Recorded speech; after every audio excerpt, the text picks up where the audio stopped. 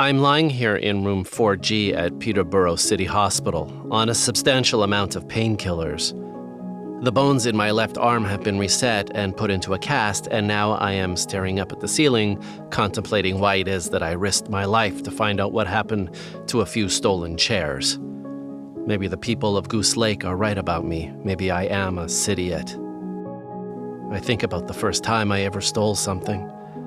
I was a little boy growing up in suburban Edmonton, Alberta, Canada.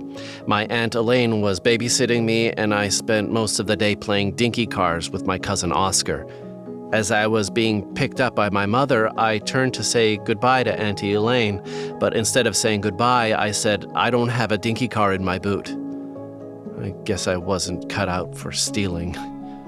Nor do I understand what it takes to steal something from someone, which may be why I'm having such a difficult time solving the case of the stolen chairs. I'm about to call my wife to see what's taking her so long getting here when... Ira? Ira, are you here? Open the curtain. Oh, there you are. I'm okay. What's the matter with you? What? You could have been killed. I was being careful. Have you looked in the mirror? Okay, let's not be mean. I'm not being mean. Where were you? What were you doing there anyway? Cynthia tells me that the building fell on you. Yes, I was trying to see if I could... Talk to a ghost? Yeah. Okay, over some chairs. Are you crazy, Ira? Just promise me you won't do anything that stupid again, please. Look, Promise me. Say it. I promise. Okay. Okay. I was worried. Gosh. Come here. Give me a kiss. Okay, be careful. Oh, just kiss me. Ow. No, that didn't hurt. It did. Stop Ow. it. And I spoke to the doctor, and he says you can come home, so I thought we'd just go to the cottage. We can finish closing it together. Okay. I'll see what I can do. Of course. Absolutely. See what you can do. Julia helps me get out of my hospital gown and into my now ripped shirt, but we're interrupted by a revelation. Oh, I almost forgot. What? Well, I was looking through some pictures of the cottage, and you know how we stack the Muskoka chairs in the veranda so they stay dry for the winter? Yeah. Well, I counted the chairs. There are 5 in there. Yeah, so? Well, I thought there was something kind of odd about that because they all just fit in there, just. So I went back to the year before, and I found another picture of the stacked Muskoka chairs, and guess what? There were 5 chairs there, too. What? Well, we always thought we had 6 because that's how many came with the cottage, but remember one broke the first year when Adam sat on it and we burned it because you said it was beyond repair?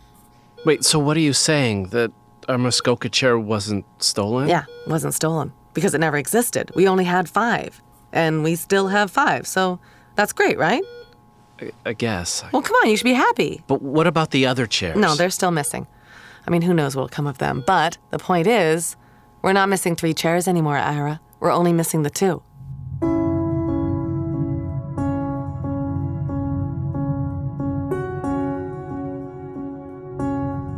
On the car ride up to Goose, we had the unavoidable conversation about our time apart.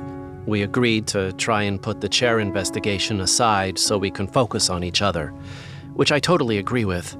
We've lost sight of what's important. We also had this conversation, which, yes, I recorded. I almost lost you there. Yeah, I guess it was pretty close there. Yeah.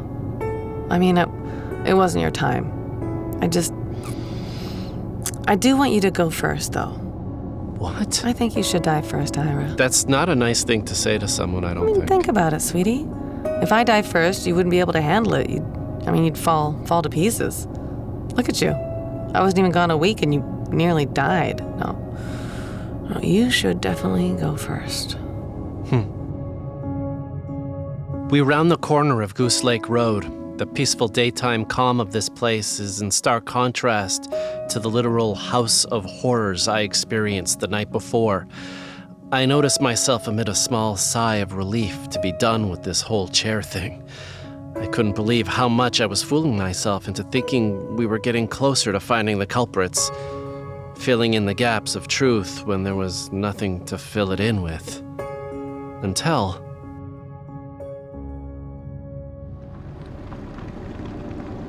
What the? What is that? There, in our driveway, sit 2 folding chairs. One is undoubtedly a silver Coleman, and the other what appears to be the love seat. I can't believe this. Are they? Yeah, these are the ones. These are our These chairs. are the ones. Yeah. This is so That is so bizarre. weird. Upon closer inspection, it's confirmed. These are, in fact, our chairs. But how? Did someone just decide to return them? After all this? Was it guilt or pity connected to my accident that led to a change of heart? Either way, they're back. I can't help but think what a soft ending this is to an otherwise unrelenting journey. Someone stole something, sure, but to both my wife's and my own amazement, someone also returned something. I'm laid up in bed, popping a few more painkillers. The cast on my arm is cumbersome, and I feel more than unhelpful around the cottage. Julia has a fire going and is outside cutting back the hostas, getting the cottage ready for winter once again. I can't stop feeling so silly about all this, for putting us both through such an ordeal to discover that one of the chairs never even existed, and the others eventually made their way home. By themselves. Returned. Like two stray cats coming home after their incredible journey. And here I am laid up with a broken arm.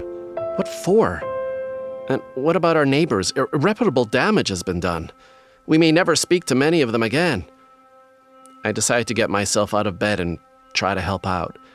I make my way to the kitchen. Julia has made a full breakfast, and now every pan is piled up in the sink. I do my best to scrub the pans and place them in the drying rack.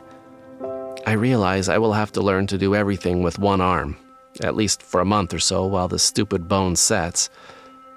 I open the cabinet under the sink and gingerly reach for another bottle of soap when I see a piece of paper in the garbage. I get a little miffed at Julia because we've talked about separating paper from the trash, but Julia has always been way more loose about sorting than I am. I go to toss it in the recycling when I notice that it's a receipt from Walmart. But when did we go to Walmart? That's when I saw what it was. A receipt for one Coleman folding chair. I find another receipt deeper in the trash, this one from Costco.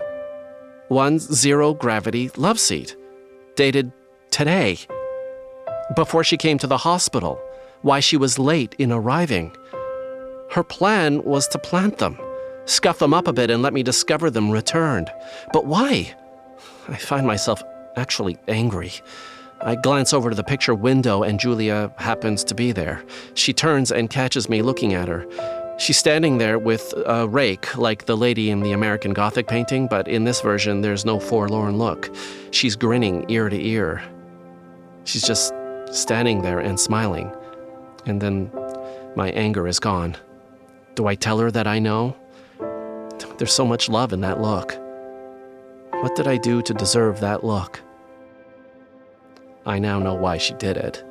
She may have had her chairs stolen, but she cared less about getting them back than getting us back. For her, this solved everything. I smile back at her and go to wave, but it's my broken arm and I wince in pain. She giggles a bit, then she goes back to her raking.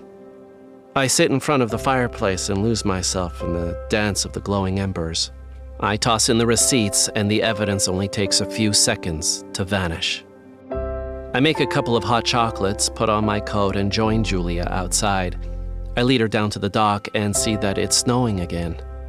Each snowflake disappearing into Goose Lake, never to be seen again. We clink our mugs, and I hold my wife as tight as I can with my good arm. I guess we'll never really know what happened to those chairs. Maybe Bill was right. Maybe they did blow off the dock. But for the first time in a long time, it doesn't matter.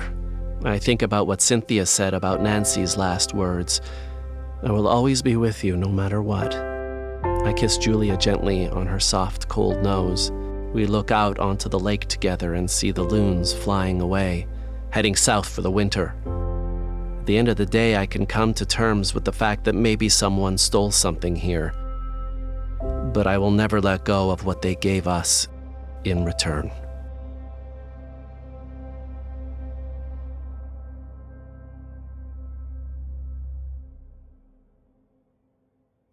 Hey, Ira, have you seen the hummingbird feeder? No, why? What? I took it down for the winter, but I thought I put it in the veranda. No, so it's not there now? No, I haven't seen it since we had the Wilsons over for the campfire. Okay, so because I saw them carrying something to their car, and that's what they took. Yeah. Right? Because Yeah. we haven't seen a hummingbird around here for when? No. For the last time And we've seen it. sometimes hummingbirds come in the fall. And they've been a lot of hummingbirds around their property. Yes. They've been just circling. And who comes with an empty bag? I noticed the empty bag. And they put the box in the bag. Put the box in the bag. They put the box in the bag. They put the box They in put the the bag. box in the bag!